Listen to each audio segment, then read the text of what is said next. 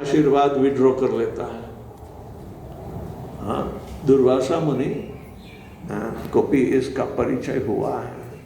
दुर्वासा मुनि जैसे दुर्वासा मुनि महान योगी थे, लेकिन वो भक्त की बरोबरी में नहीं थे। फिर भी इनको अहंकार था कि मेरे जैसे तक कोई है ही नहीं।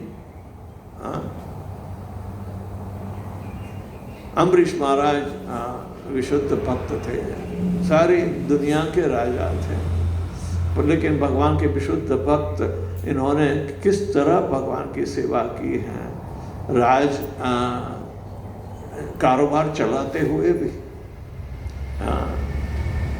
इनकी सारी इंद्रियां भगवान के सेवा में लगी थी।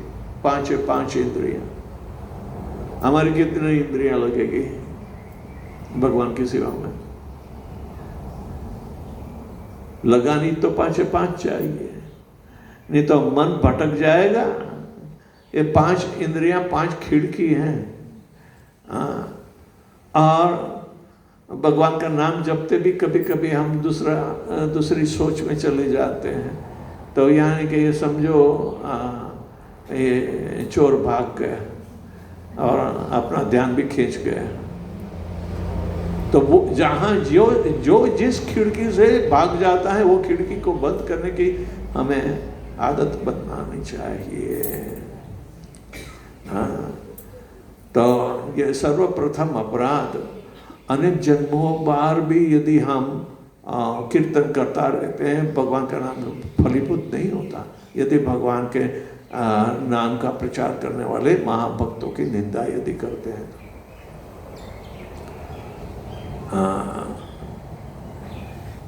दूसरा अपराध है शिव ब्रह्मा आदि देवता के नामों को भगवान विष्णु कृष्ण के नाम से स्वतंत्र या बराबर समझना। स्वतंत्र नहीं है।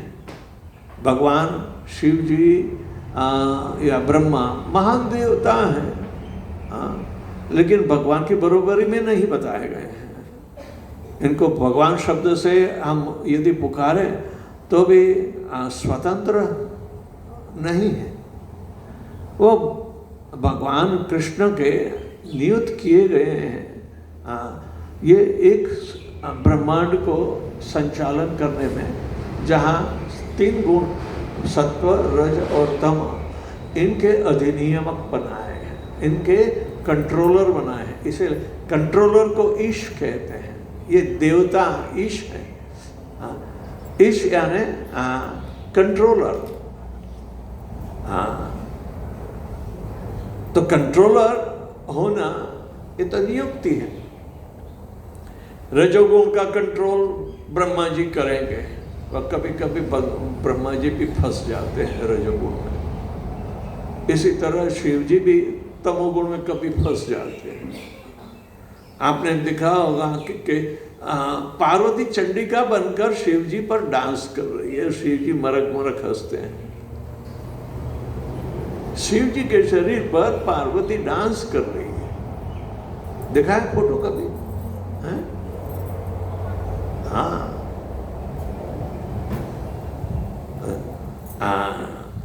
शिव जी के पीछे इनके भक्त कौन होते हैं? कोई अक्लमंद नहीं होता। ज्यादातर इनके परिवार में ये भूत पिशाच ही होते हैं।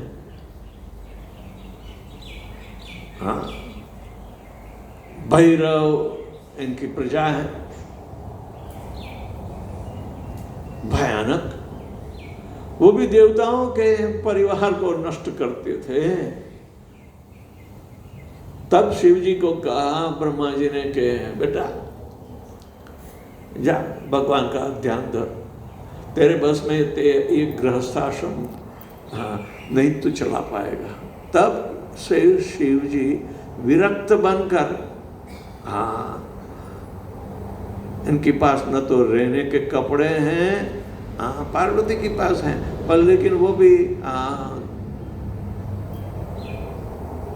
जगत अधिष्ठात्री होकर रहने के लिए घर कहाँ है इनके पास। परिवार में भी देखो हाँ, पार्वती के पास शेर है, शिव जी के पास नंदी है, गणेश के पास चूहा है और कार्तिकेय के पास मोर है।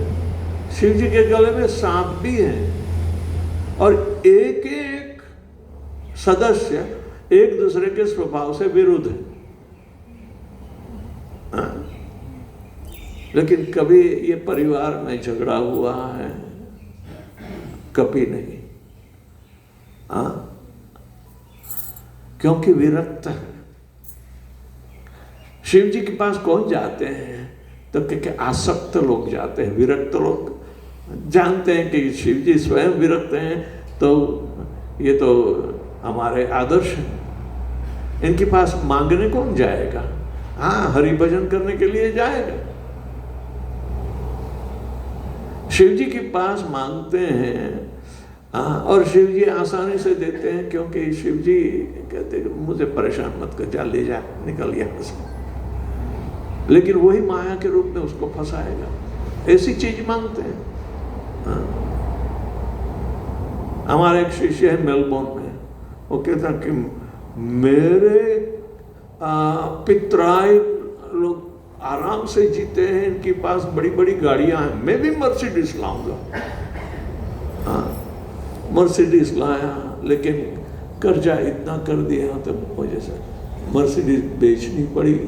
अरे भैया, मतलब तो साधु बनने चाहता है या दुनियादारी करना चाहता है? नाम का परिचय नहीं कर पाता।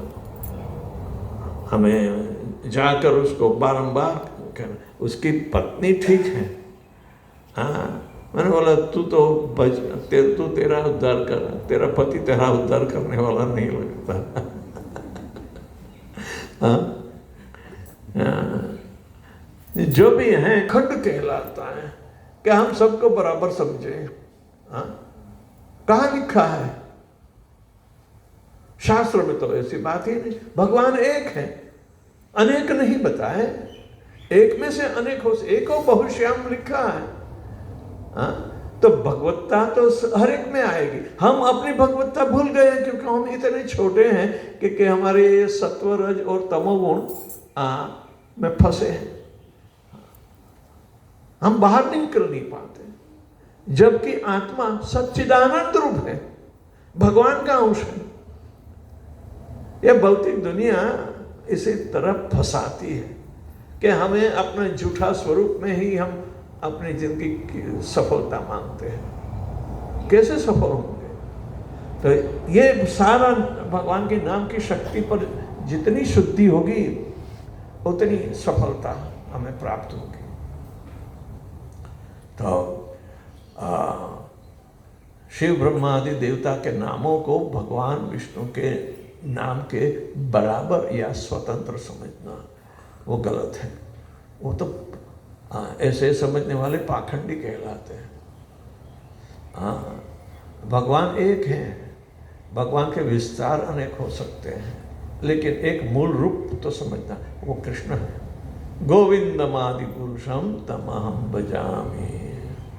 हाँ, तो वो निश्चय पर आने के लिए ये गोविंद का नाम ही एकमात्र कलयुग में सद्गुण बताया है।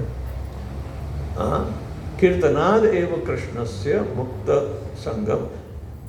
एव मीन्स अकेले कृष्ण भगवान के नाम का ही कीर्तन।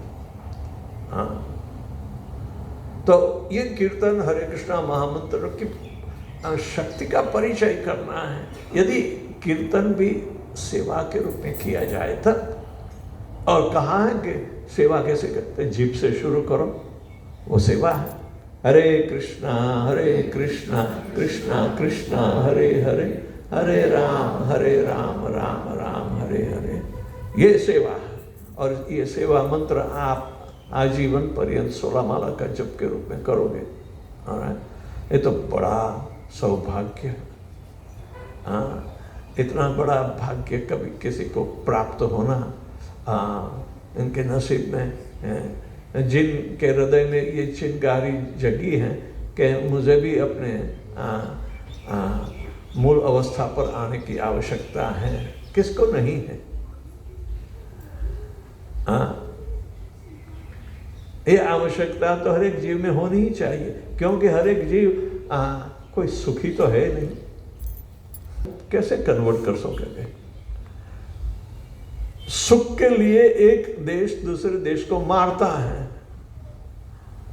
और खुद भी खवार होता है। ये सुख के लिए ही तो। ये पेट्रोल के भाव कम होंगे तो हम सुखी होंगे, और ज्यादा होंगे तो हमें परेशानी आएगी, दुखी होंगे। तो ये देखो, एक पेट्रोल जैसी पेट्रोल वाली चीज दुख पैदा करती है, तो कौन सी ऐसी चीज है हमें सुख देने वाली? दुनिया में है ही नहीं, भ्रमणा है सारी। ओके, भगवान के नाम अलावा हमें असली वास्तविक सुख का कोई परिचय कराने वाला नहीं। इसीलिए नाम की महत्ता, नाम पर कभी अपराध न हो, इसका ध्यान रहना चाहिए। नहीं तो भगवान का नाम इतना सेंसिटिव है कि गलती से यदि बोले, लेकिन निर्दोष भाव से गलती हो सकती है, क्योंकि ये तो टू एयर इज ह्यूमन। गलती करना स्वाभाविक है। क्यों गलती करना स्वाभाविक है? दूसरे की गलती तो हम स्वीकार दे नहीं, इनकी तो पिटाई करना चाहते हैं।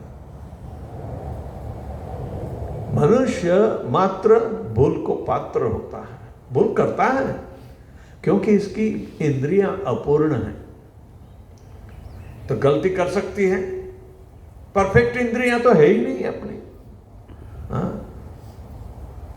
यदि दिख पाते तो चश्मे लगाने की क्या आवश्यकता है? हम चारों पांचों को, अरे तू शेठा, तुझे भी सब चश्मे ले यहाँ।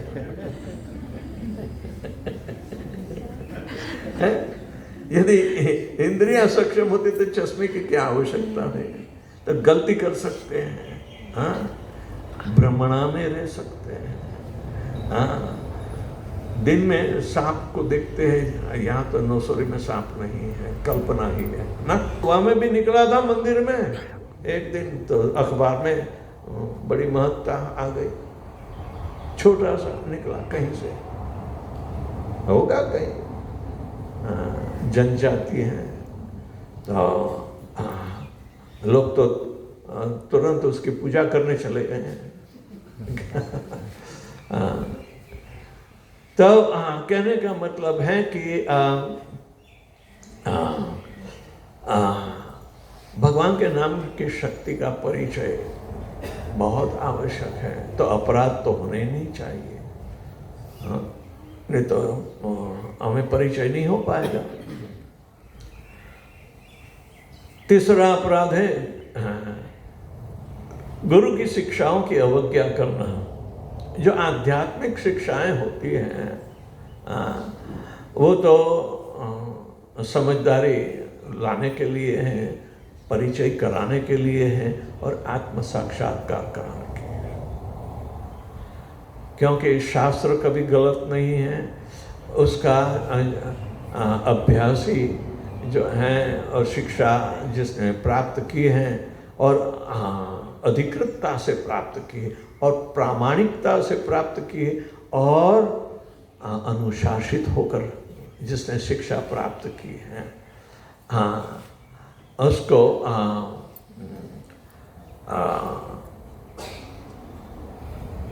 दिव्य दृष्टि भी आएगी, परम सत्य का परिचय भी होगा।